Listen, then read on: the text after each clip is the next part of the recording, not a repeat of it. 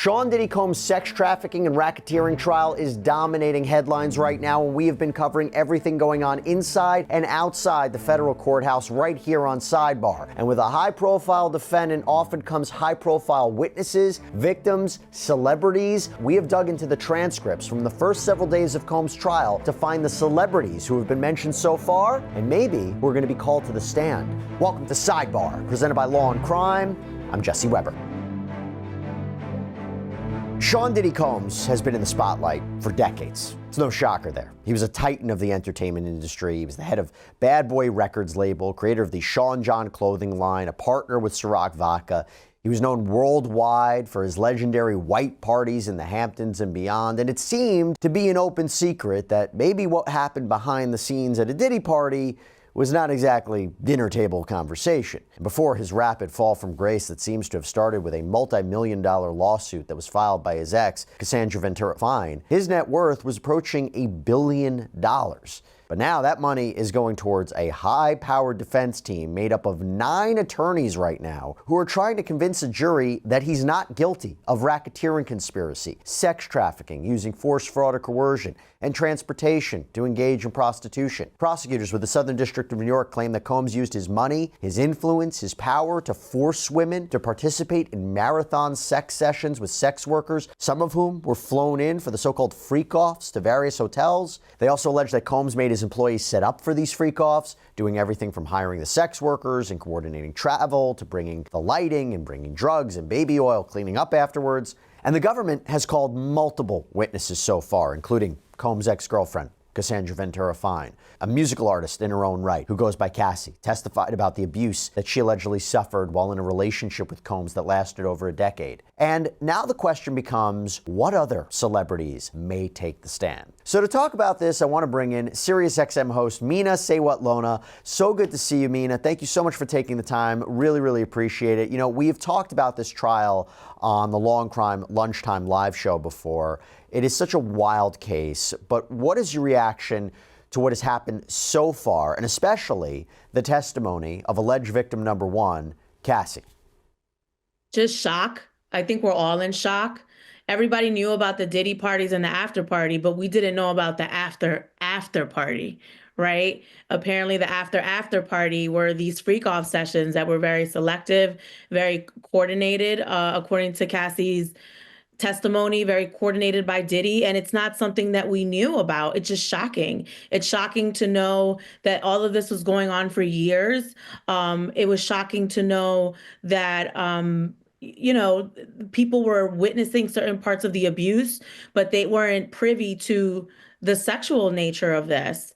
And, you know, this wasn't like an everyday couple. Diddy has been in the spotlight for that whole time. And the fact that we knew nothing about these sexual encounters that he was orchestrating, it's just shocking. Well, it does become a question how much people knew about alleged freak-offs. Were those things kept secret or not? I mean, right now, at the point of this testimony, I haven't heard any testimony.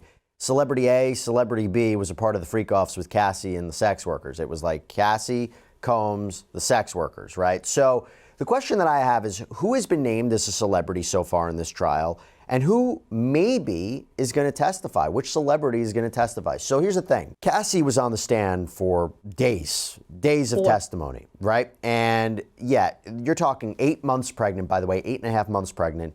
She mentioned a few celebrities, and I thought this was interesting, and it points to Combs' famous friends and connections. So for example, she was asked about when a relationship with Combs really began, and she testified that they shared their first kiss at her 21st birthday party. And the transcript reads, Sean was there, and he brought Dallas Austin. He brought Britney Spears. I think those were the 2 people that stand out to me.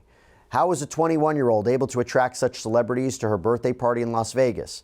That was all him. Yeah, I didn't know them. Also, real quick, totally off topic, but I want to thank our sponsor, OneSkin, for this episode. You know, being on camera as much as I am, having the right skincare products matters. It should matter to you too. Our skin changes as we get older. There's dryness, there's deeper wrinkles, but that's why we have OneSkin. So OneSkin was founded by an all-woman team of scientists who developed the proprietary OS01 peptide. So this peptide targets cellular senescence. It is a key hallmark of aging. It's scientifically proven to decrease lines and wrinkles, boost hydration, help with thinning skin. They have over 4,000 five-star reviews for their full line of face, body, sun, travel-sized products. And one of the things I like about OneSkin is how easy it is to integrate into my daily routine. Just a few simple steps, good to go. So for a limited time, you can try OneSkin for 15% off when you use the code SIDEBAR at checkout at oneskin.co. That's 15% off at oneskin.co with code SIDEBAR. Remember to tell them that we sent you there when they ask where you heard about them. Invest in the health and longevity of your skin with OneSkin. I'll tell you what, your future self,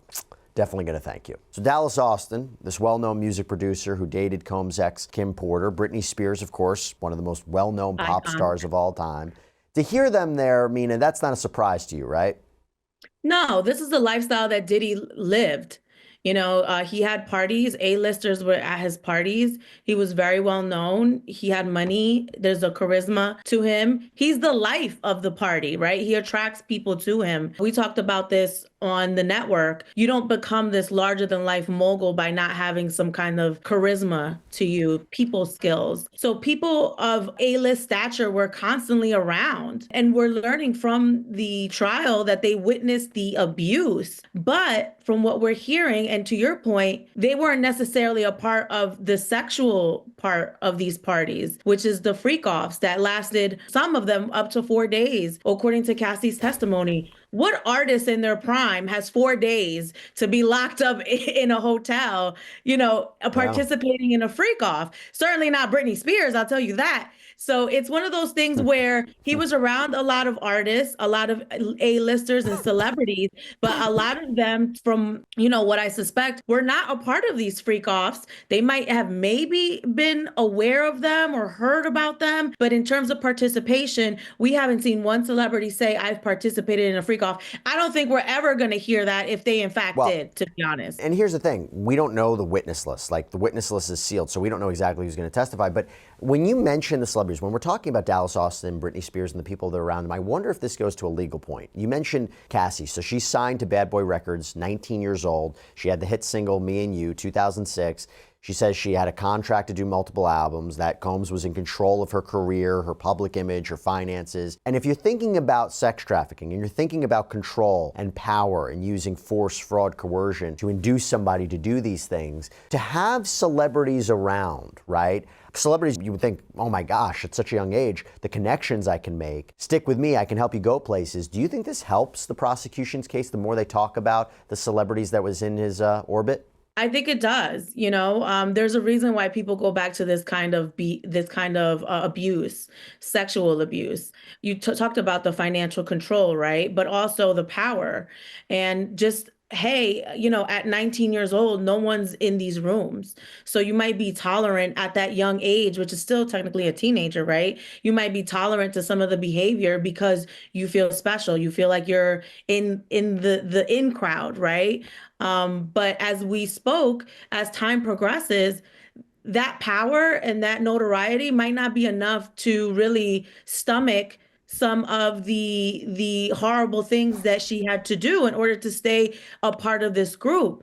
As you mentioned, he controlled her finances. She was under contract for 10 albums. She says she made about 9 albums worth of music, and none of it was released. So how is she supposed to move on from her life, or, you know, work somewhere else and make music as an artist if she's tied into this contract? So it becomes a thing where, like, if this is what I have to do in order to you know, stay in this circle, and at first you're like, okay, I'm gonna do it, but then after a while you look up and you're like, I didn't consent to any of this, and that's where the problem begins. Yeah, that's a really, really interesting point about it. And talk about musical artists.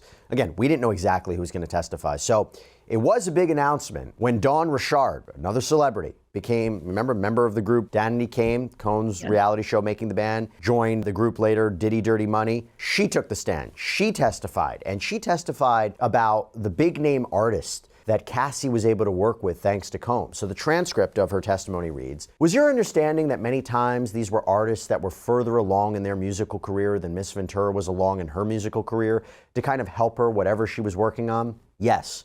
And one of them was someone named Kid Cudi. I didn't know that they were working together. I think you said Lil Wayne. I didn't say that. You didn't? No. Sorry. Do you know if that's true? That she worked with Lil Wayne? Not that I can. That's fine. Do you remember any other artists that Miss Ventura did work with? Yes. French Montana, Fabulous, Too Short. I'm sure I'm missing a bunch, but she did a mixtape that had features on every song. Do you remember the name of the mixtape? Rockabye Baby. Now, Mina, that is huge for Cassie's career. Again, this idea of influence and control, you're hearing from Dawn Richard. Right. And it establishes that power that you need. And he did that right from the beginning. This is what I can offer you. This is what I can give you. I can put you in the room with X, Y, and Z. I can put you in these parties. You know, you just have to be a part of what we're doing here. And that's how someone establishes their power and their influence over someone. You know, a lot of the commentary on social media is like, well, why would she do this? And, you know, why didn't she walk away? Well, she was introduced into a lifestyle at 19 years old, right? You don't even know how to make money at 19, and saw that these were the only options for her to continue, you know, participating in this lifestyle. And then she just, you know, got wrapped up in it. And when you look up, now she's drug addicted, as she mentioned. She's doing things that she's not consenting to, that she doesn't agree with, and she feels trapped. And it's a shame, because you become trapped by being allured by these things, the financial part of it, the power, and now you're in, and now you don't know how to get out. It's very sad, and it happens to a lot of people. And that's why the testimony of forensic psychologist, Dr. Dawn Hughes, explaining about power dynamics, trauma bonding, love bombing, why victims stay with their abusers is very important, although she did face a tough cross-examination. But you know, there was another name that came up. Talk about celebrities. This was a name that first came up during jury selection. So the jury was given a list of people and places. Like, do you know anybody, these people or places? Could it be a conflict? And Dawn Richard testified about some drama in Cassie and Combs' relationship, and it was in regard to A-list actor Michael B. Jordan. So the transcript reads, quote, "At one point, Combs was jealous, was he not, of the actor Michael B. Jordan? Do you remember that?" Yes. What do you remember about that? Let me ask you what you remember, and then I'll ask you some specific questions. I remember she had started talking to Michael B. Jordan right before she went to South Africa to shoot a movie. And I remember them not being together while she was in South Africa. Now, when she was on the stand, Cassie testified that Combs was suspicious that she and Jordan might have had something going on the side, but says the details of how exactly he came to that conclusion were a bit fuzzy. Mina, this goes to a larger question. A, as the prosecution would assert, was this Sean Combs acting violent and controlling to force Cassandra Ventura into sex trafficking as part of a racketeering criminal enterprise? Or was he a jealous boyfriend and his anger is fueled by jealousy and insecurity, and there's love and there's anger like there is in any kind of relationship, not justifying it, but it's domestic violence, maybe a state crime, not a federal crime. So when you hear something about Michael B. Jordan, what do you take away from it? I don't really know what Diddy's motives were. I think we're all still trying to figure that out. But I was very surprised at Michael B. Jordan. And on my radio show, I talked about that extensively. And I kind of gave some theories as to why he might be involved. Now we know Cassie had a flirtatious relationship with him. Maybe, yeah. But I don't know what the basis of the reaction from Combs is. It's to me, it's very puzzling, you know? One of his bodyguards testified that he was in 5 different relationships. So there were 5 different women, and he almost had like a hierarchy to them, right? Kim Porter being his family, you know, the number one. And then he said Cassie was moldable, you know? So it's like, I think we're trying to understand the dynamics here. Was this love? Was this control? I don't know quite yet, but I do know that there's a possession there on behalf of Diddy, where he's trying to possess her and keep her from having these other relationships. You know, he can have other relationships, but why is it that she can't? And that's really where I feel like the prosecution has an edge over it. You know, if this was a consensual relationship, she would be able to go off and date Michael B. Jordan and Kid Cudi, you know, and the unnamed football player that we learned about. And she could have continued her relationship with Ryan Leslie, the producer. But the fact that there was a control element there where he's like, no, you can't do that.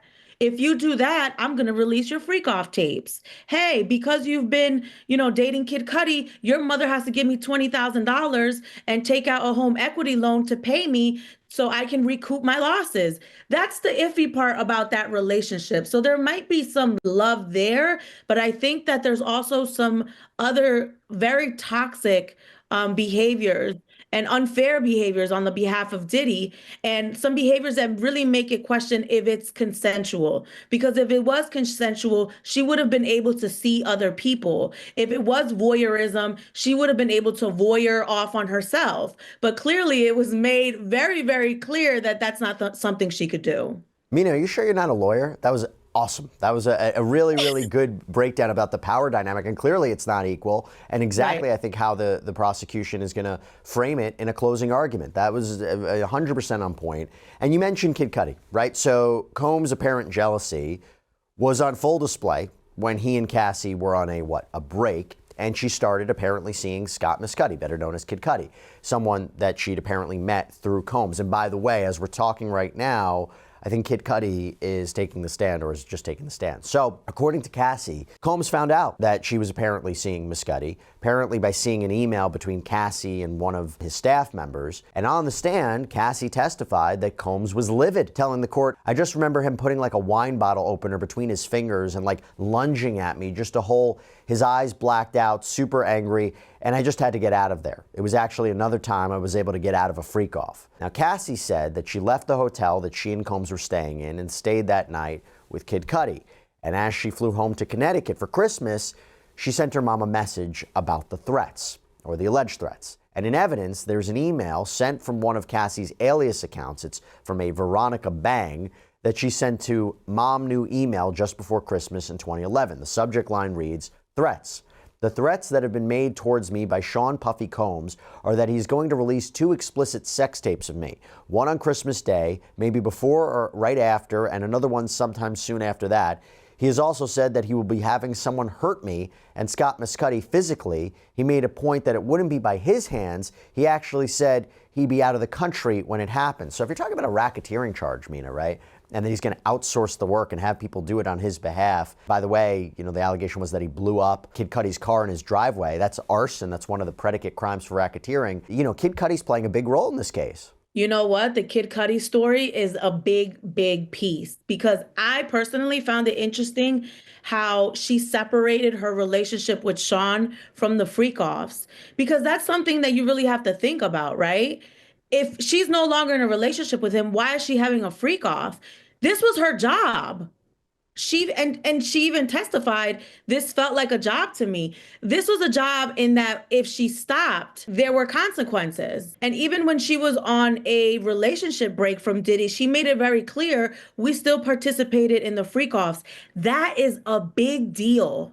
It shows that she's separating her relationship from him from the freak offs, which she testified that it was a job to her, and she's moving on with her life and trying to see someone else personally. And now there's retaliation, right?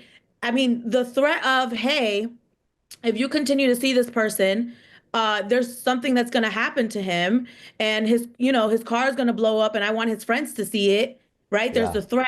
And then the car blows up. And then his defense team says, well, he has nothing to do with that. I'm sure he has nothing to do with that. But how did you make a threat and then the threat was executed after you made it? You might not have been involved, but the question now lies, who executed the arson? Who executed the car being blown up? Kid Cudi's testimony is going to be crucial, because I also think it's a very important part in the dynamic of Cassie and Diddy, where she's starting to kind of pull away from him, and she wants to see other people. And there's this thing where he's pulling her back with the force and the threats. And it really contributes to the prosecution's case here. By the way, I'm going to read you in real time him on the stand, his testimony. So the prosecution called him. Apparently he's wearing a leather jacket, white shirt, blue jeans. Talks about who he is. He mentions Cassie, says, "We dated in 2011. Who else was she involved with? Sean Combs. What did you know about their status?" He responds that she and Sean Combs had some problems and they weren't dating anymore. Then he's asked, in December 2011, did law enforcement respond to your home? "Yes, I had a break-in. Cassie called me at 5:30 or 6 a.m. She said Sean Combs had found out about us. She asked me to pick her up, so I did, yeah." Why? She was worried. What was her demeanor? Very stressed and worried. Where did you go? The Sunset Marquee. Why? I thought it was safe, off the radar. Who else did you speak with? Capricorn Clark. She sounded near tears. What did she say? That Sean Combs was in the car near my house. There was an objection. It was overruled. You called Sean Combs? I did. He said, I'm over here waiting for you. When you arrived, what did the outside look like? Pretty normal. Any security camera? Yes, but I found out they weren't working. But the security cameras had been moved. Did you move them? No. What did you see inside your home? Gifts were open, some stuff I got from Chanel, and my dog was locked up in the bathroom. How did you usually leave your dog? I let him roam. How long had you had your dog? 3 years. What changes were behavior of a dog after the break-in? Jittery, on edge all the time. I got back in and called Sean Combs again. I was looking for him. I wanted to fight him, you know? Did he answer? Yeah, he said, I'm on my way. When you saw Cassie, how did she seem? Depressed. Did you see Cassie in Connecticut? Yes, she needed it. Did Mr. Combs call you? Yes, he hit me a few times. Hit? Called me. What did you say? That I didn't want to talk with him. He broke into my house, hurt my dog. Did you and Miss Ventura break up? Yes. What about your car? My dog's babysitter called me and told me my car was on fire. Where were you? At a relative of my ex-girlfriend. Where did you go? To my house, 8925 Hollywood Hills Road.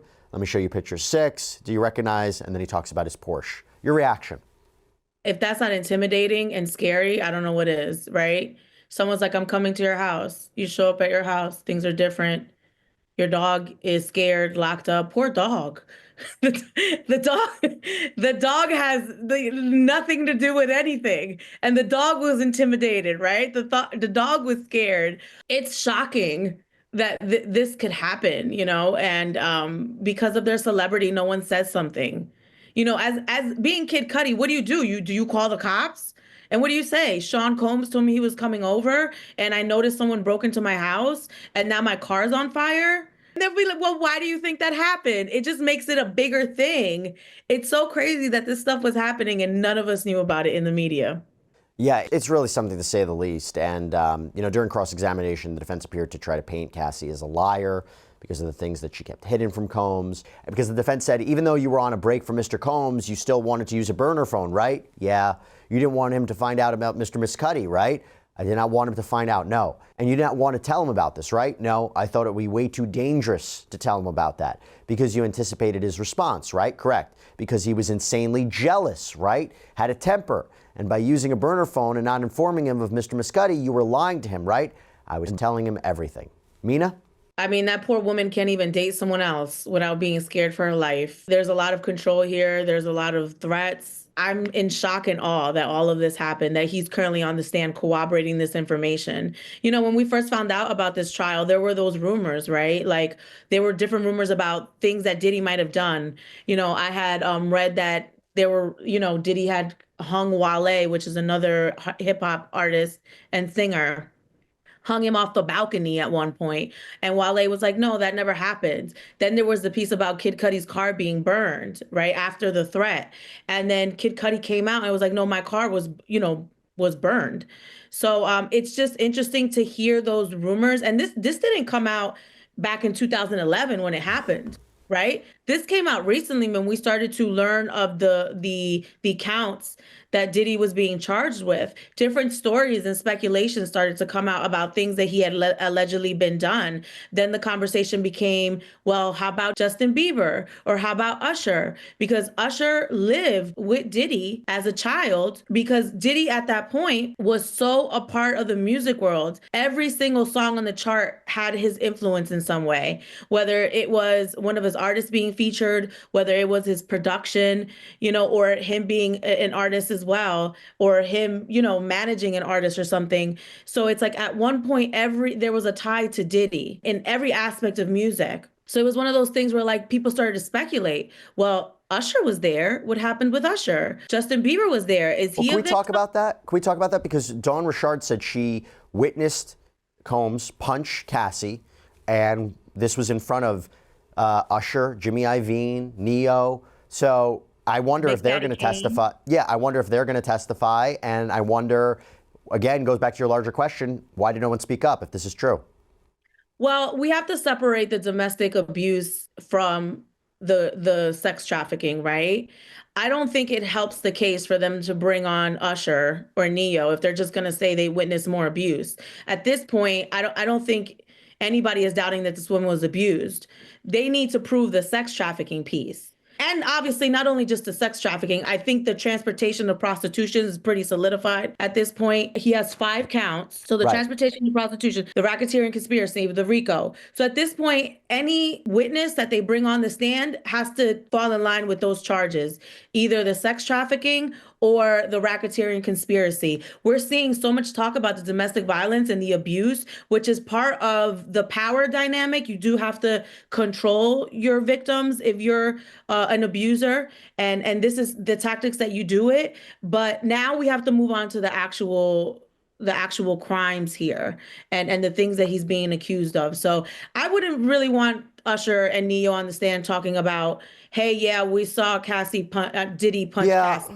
I only want to see them on the stand if they could corroborate any of the other crimes that we're talking about. Well, the counter-argument to that would be, look, I think that they've established, and I think the defense has conceded there was physical violence here and that he was abusive, okay? I think that they've established that. Look, he's still innocent, still proven guilty, but yes. However, the argument could be, you know why it's important to have Usher and Neo and Jimmy Iovine, these major celebrities testify?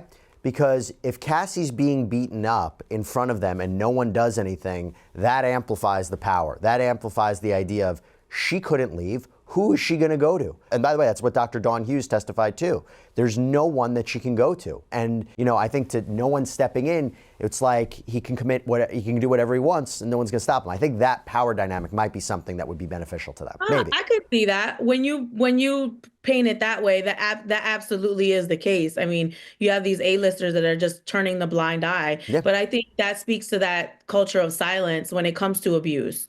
You know, it's one of those things, because domestic abuse is one of those things where if you get involved, you kind of become part of it. And then a lot of the times the abusers go back to, you know, the people being abused go back to their abuser. So there becomes this culture where they're like, I'm not getting involved because this is personal. This is between them. You know, 9 times out of 10, they do go back.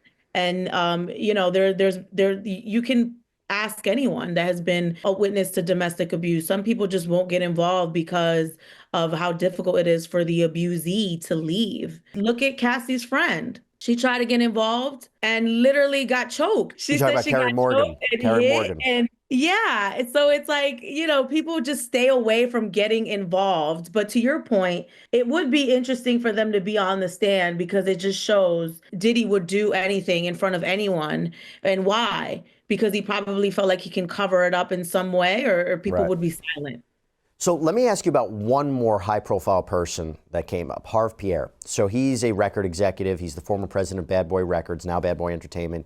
He's been friends with Combs since the 90s. Dawn Richard spoke about some of her experiences with Pierre, saying that she knows he saw Combs hit Cassie, but didn't do anything to intervene in the violence. And she also testified that Combs would often raise his voice to artists who were part of his label. And when Richard was on the stand, the prosecution asked her, quote, specifically, what, if anything, do you recall Mr. Combs telling you? Richard responded, oh man, stay the F out of my relationship. You B-words are here to work, not be a part of my relationship. You MFers don't know real work, man. What, if any, threats would Mr. Combs make to you?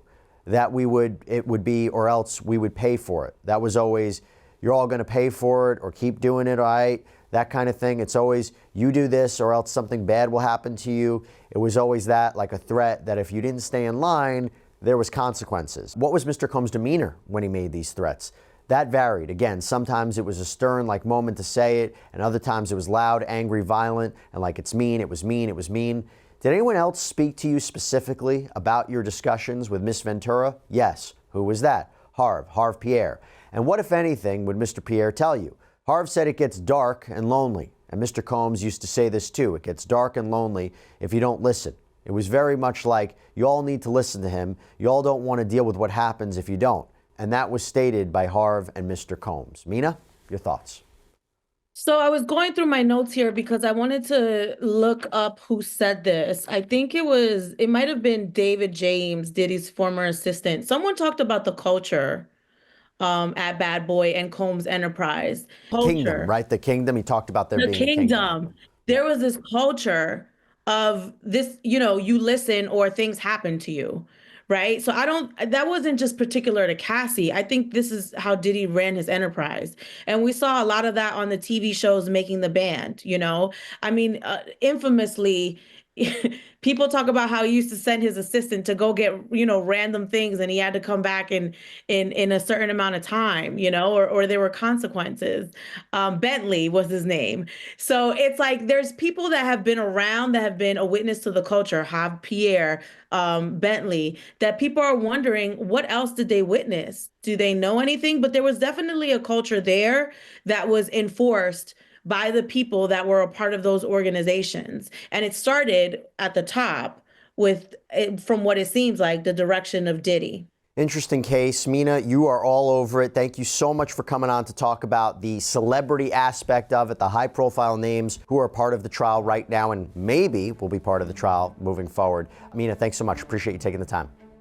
Thank you. And that's all we have for you right now here on Sidebar, everybody. Thank you so much for joining us. And as always, please subscribe on YouTube, Apple Podcasts, Spotify, wherever you should get your podcasts. I'm Jesse Weber. I'll speak to you next time.